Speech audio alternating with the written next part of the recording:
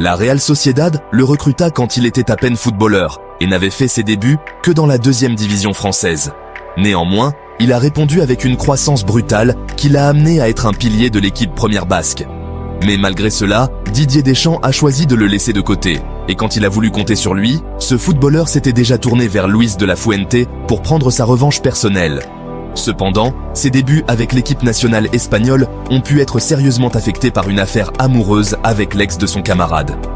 Lenormand, l'Euro 2024 sera toujours rappelé pour de nombreuses raisons. Par exemple, comment l'Angleterre a chuté pour la 2e fois consécutive en finale et comment Harry Kane a maintenu cette malédiction qui l'empêchait de gagner un titre.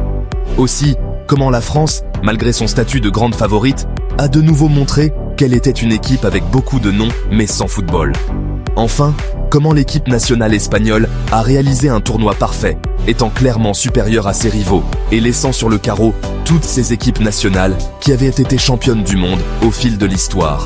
De nombreux footballeurs ont brillé de mille feux dans l'Espagne de Luis de la Fuente. Parmi eux se trouvaient Aymeric Laporte et Robin Lenormand, 2 Français qui ont vu dans le pays ibérique l'endroit idéal pour atteindre la gloire dans leur profession.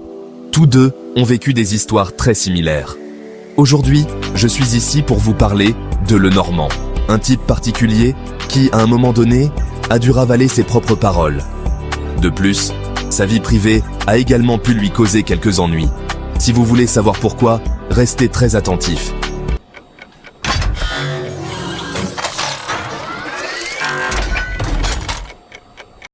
Robin Lenormand est né à Pabu, un village de la région française de Bretagne, où il a donné ses premiers coups de pied dans un ballon avant de passer par l'Handball et le Stade brestois.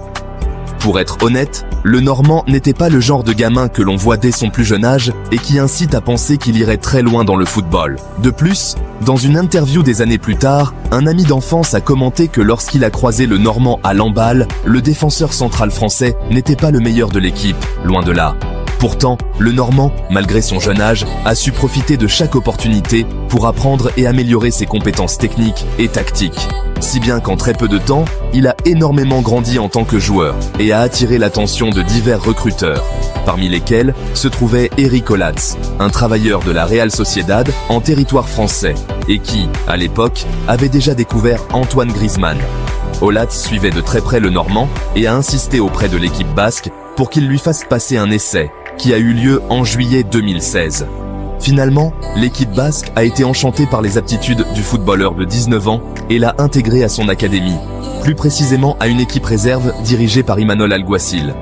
À partir de ce moment, la carrière et la vie de Robin Lenormand entrèrent dans une nouvelle dimension, passant du football modeste français à la réserve d'une équipe européenne de poids. Et en plus, il déménageait de pays. Mais toutes ces circonstances ne l'ont pas affecté. Bien que ses débuts ayant été compliqués jusqu'à ce qu'il s'adapte, Lenormand est finalement devenu un pilier de la Real Sociedad B. Il était inévitable que Robin Lenormand fasse ses débuts avec l'équipe première de la Real. Et ce tant attendu début est finalement arrivé le 26 novembre 2018 contre le Celta de Vigo. À partir de ce moment, le Français a continué à travailler dur, saison après saison, pour devenir également un incontournable de la Real Sociedad, se montrant comme l'un des défenseurs centraux les mieux valorisés du football espagnol. Enfin, Robin avait atteint plusieurs objectifs qu'il avait sûrement notés sur sa liste de souhaits. Devenir un footballeur professionnel, concourir dans l'une des meilleures ligues du monde et être important dans un club historique européen. Cependant, il lui manquait encore une chose: porter le maillot de l'équipe nationale.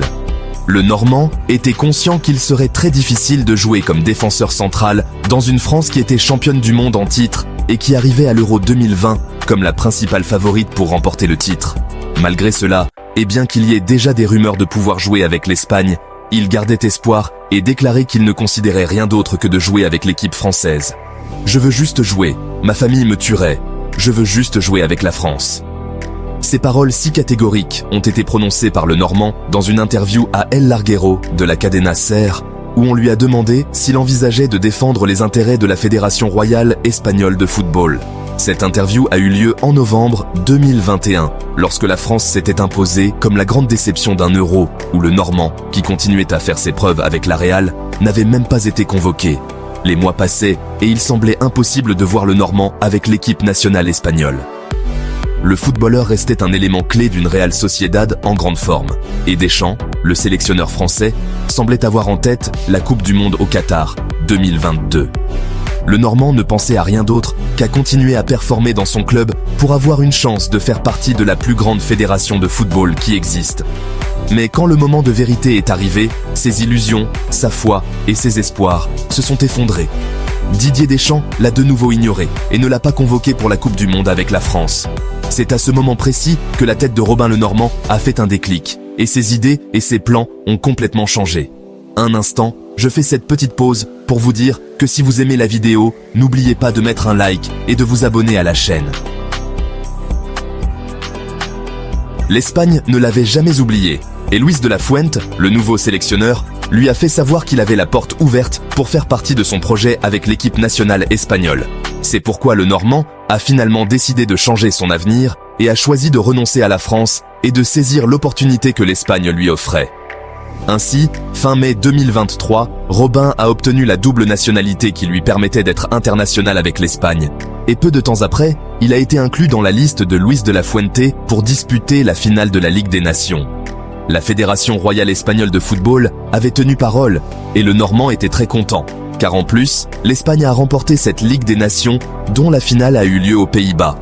De plus, lors de cette première concentration avec l'équipe nationale espagnole, le Normand a accordé plusieurs interviews dans lesquelles il a expliqué comment il avait pris la décision de jouer avec l'Espagne et aussi quelque chose que très peu de gens connaissaient, Deschamps l'avait appelé pour lui faire savoir qu'il comptait sur lui. Mais le défenseur central, fatigué d'attendre, lui a dit que sa décision de jouer avec l'Espagne était déjà prise. Après 8 ans en Espagne, avoir grandi et été formé en Espagne depuis l'âge de 18 ans, San Sebastián et la Real m'ont beaucoup apporté. Recevoir un appel du sélectionneur espagnol te fait prendre la décision très facilement.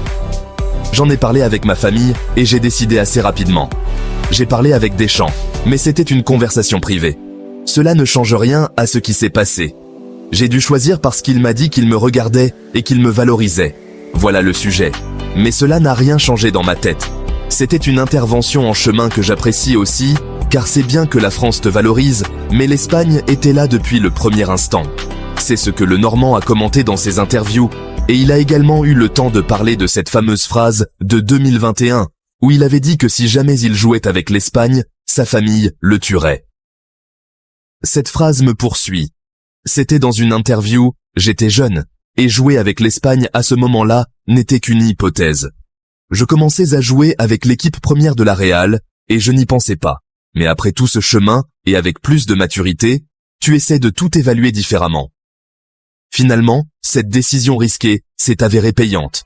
Le Normand a cessé d'attendre une France qui semblait être la favorite pour tout gagner dans les années à venir, pour une Espagne qui venait de se planter au Qatar. Mais l'appel de Luis de la Fuente a été crucial. Le sélectionneur espagnol était clair sur le fait que le défenseur breton avait une place dans un projet qui finirait par être champion de la Ligue des Nations et de l'Euro en à peine un an.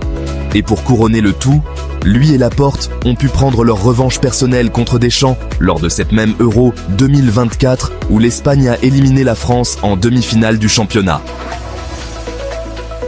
Et au fait, je ne sais pas si vous vous souvenez qu'au début de la vidéo, je vous ai dit que la vie privée de Le Normand avait pu lui causer quelques problèmes dans cette nouvelle étape avec l'équipe nationale espagnole.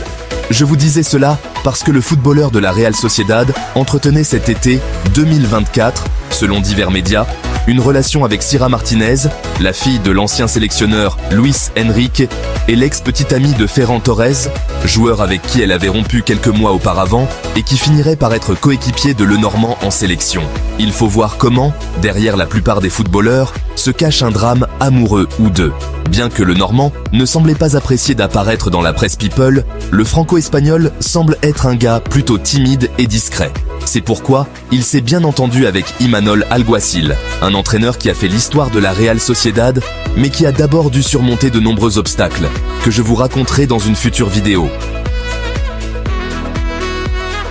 Et maintenant, je me tais définitivement pour vous donner la parole. Pensez-vous que le Normand a bien fait de choisir l'Espagne, ou pensez-vous qu'il aurait dû continuer à attendre la France? Qu'auriez-vous fait? Je vous lis dans les commentaires. Et si vous avez aimé la vidéo, n'oubliez pas de vous abonner et de mettre un like. Et si vous avez aimé, à la prochaine dans l'Odyssée du foot.